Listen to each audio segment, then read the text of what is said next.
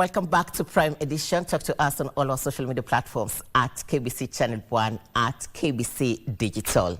On to a story we teased for you at the beginning of the broadcast. The Jubilee Party has defended former President Uhuru Kenyatta from any links to fuel protests across the country.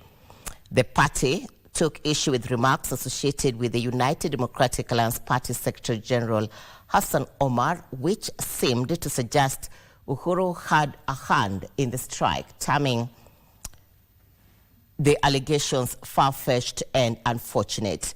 The party wondered why Uhuru continues to be singled out in political debates despite having left office peacefully after completing his 2 terms in office. Here is that report as compiled by Timothy Kipnoso.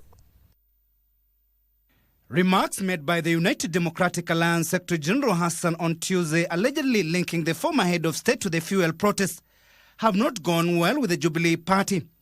Jubilee Deputy Party Leader Dr. Fred Matiang'i says it is sad and unfortunate to see a section of leaders launching an onslaught on the former president instead of addressing the challenges facing the nation. We are not dumb. Tunaweza kuona clearly matamushi haya yanaelekea wapi. This kind of language where it is headed.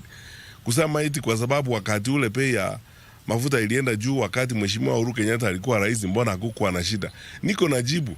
Kwa sababu we were responsible leaders, sisi tuliongea na wananchi na tukawaheshimu. Kukiwa na shida na kukiwa na maneno kama hayo, tulikuwa tunaita the private sector. We've also seen a terrible and frightening issue occurring. Excuse of actually making one community be a scapegoat of anything or everything that's happening now. We are saying as Kenyans and as a party, we will not accept that. We have been there before. It almost destroyed this country, and we cannot let this country be destroyed again. Matiang'i urged the leaders to stop the blame game, but to give much emphasis on matters at hand that is hurting the economy, particularly the hiking of fuel prices, which is making life difficult for many Kenyans. After the 2022 elections, what do we see? An onslaught on Jubilee, an onslaught on Uhuru's family, vita, baada ya vita, wengine wanaenda kusema mpaka wanaharibu jina ya Mama Ngina Kenyatta.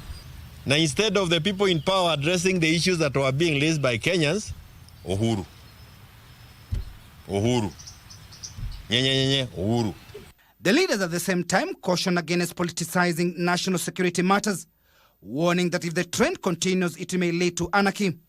I've never seen, for the time that I have been paying attention, I never knew a time when there was such resentment, even within the security sector teams themselves. And how do we know, ordinary citizens? Because now they are talking about it. Even politicization of deployment. That level of trying to recruit people, kwa sababu hiyo ni serikali ina recruit watoto wetu kwa crimes. You cannot allow that to happen. When you have those kind of young people on it doesn't scare me because they look like criminals. It's what is me as a father or a grandfather of what is happening to our young people. They have proposed an urgent recall of National Assembly to address the critical matters affecting Kenyans at the moment.